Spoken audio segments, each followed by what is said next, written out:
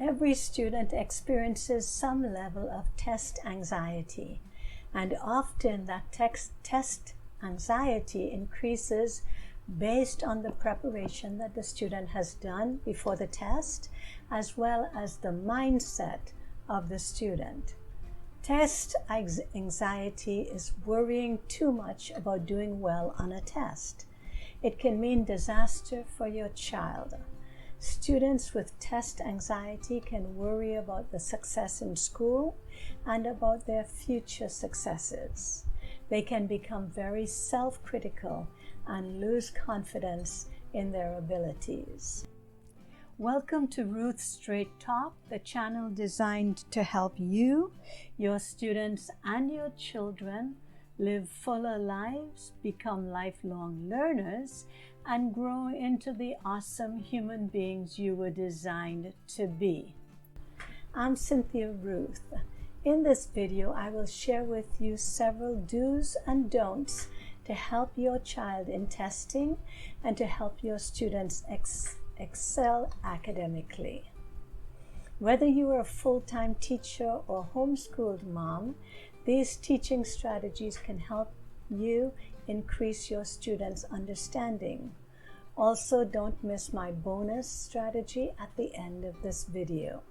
If you think that these strategies will help your students, this is the video for you.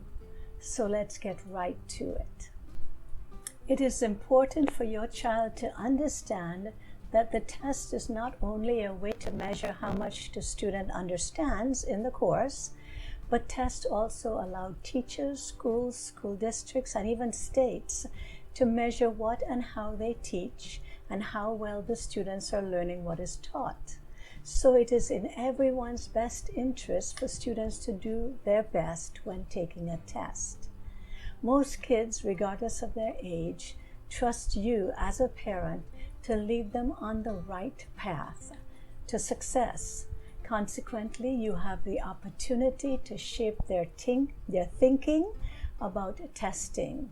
So here are some do's and don'ts regarding testing. First of all, do's and don'ts before the test. Do talk to your child about testing. Explain that most tests are given by teachers to measure students' progress in a particular course. While these tests reflect student grades on their report cards, they also tell the teacher and student whether the student is functioning well in the class or whether he needs extra help. Also, another type of test compares students by schools and by school districts. Number 2, do explain to your child that he will take standardized tests that all students in the nation take. The score is used to measure each student's performance against that of the rest of the nation. Number 3, do build your child's confidence by praising her for the things that she does well. A student that feels good about herself will do her best on the test. If the child feels that she's not up to taking the test, she will most likely make mistakes.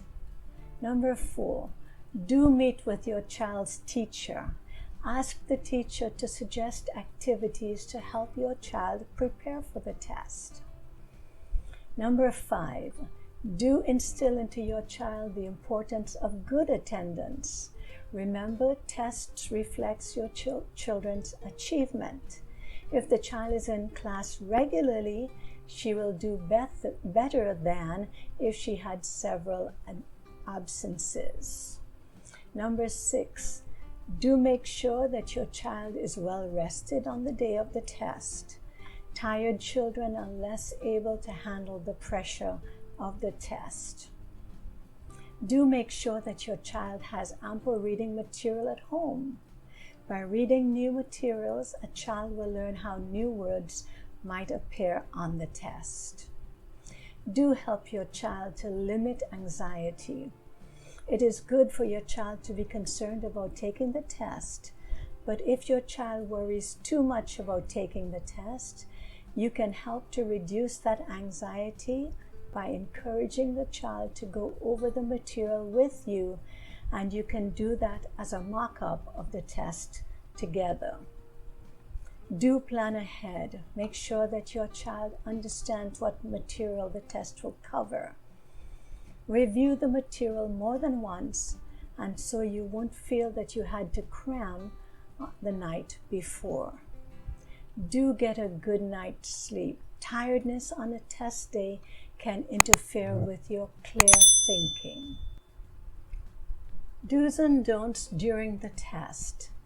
Do practice deep breathing exercises if you are feeling test anxiety when you enter the testing room. Deep breathing exercise is among the simplest ways to relax. You can do deep breathing in any classroom without disturbing the rest of the class. So here's how to do it. Sit still and put your hand on your stomach and your other hand on your heart. Inhale slowly and deeply until you feel your stomach rise. Hold your breath for 2 seconds. Then exhale slowly for about 4 seconds. You should feel your stomach relax. Number 2, do read the test instructions before you begin to answer any questions. If you don't understand how to do something, now is the time to ask the teacher to explain. Number 3, do look at the entire test to see what types of questions are on it. For example, multiple choice, matching, true, false, or essay. Number 4, do check to see if different questions are worth different amount of points. You should answer the questions that carry the most points first, just in case you run out of time. Number 5, don't waste time worrying about one question. If you don't know the answer to a question, mark it, and if you have extra time at the end of the test, go back and try to answer it again. Number 6, don't leave unanswered questions. If you don't know the answer, make sure your best guess and hope that you are right. Do's and don'ts after the test. Do ask if you could see your graded test. Reviewing the test is a great teaching tool since your child can learn a great deal from reviewing his graded exam paper. Reviewing it will show him where he had difficulty and perhaps why. This is especially important for classes in which the material builds from one section to the next, as in the case of math. Students who have not mastered the basic of math are not likely to be able to work with fractions, square roots, beginning algebra, and so on. Number 2, do discuss the wrong answers with your child and find out why he chose that answer. Sometimes a child don't understand or simply misreads the question. Number 3, do discuss any teacher comments with your child and make a plan about how to put those comments or those recommendations into practice. Don't get upset because of a single test score. Many things can influence how your child does on a test. Remember, one test is simply one test. The bonus strategy is to love on your child.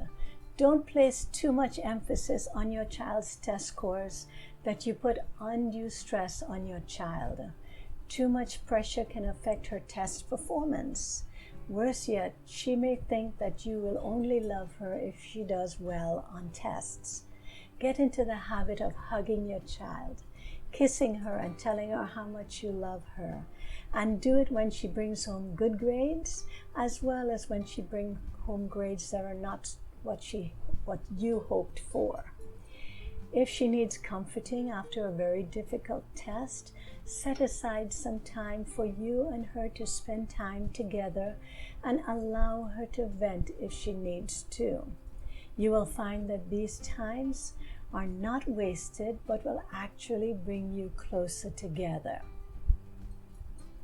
So there you have it, several strategies to help your student succeed in testing. If this video has helped you, please leave me a comment at the bottom of the screen. Also, if you have a story, a tip, a strategy, a question, or just some advice that you would like me to share with my audiences, please also leave me a comment at the bottom of the screen. Click on these videos above for more awesome information on education and parenting.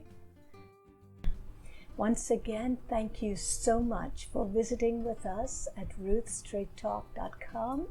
Until next time, happy learning and goodbye.